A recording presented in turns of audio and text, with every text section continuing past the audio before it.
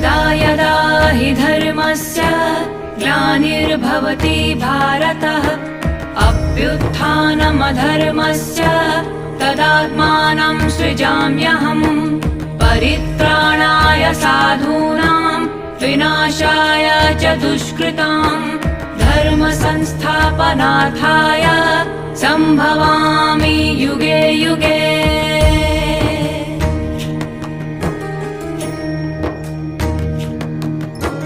यदा यदा हि धर्मस्य ग्लानिर्भवति भारत अभ्युत्थानमधर्मस्य तदात्मानं सृजाम्यहम् परित्राणाय साधूनां विनाशाय च दुष्कृताम् धर्म संस्थापनार्थाय संभवामि युगे युगे।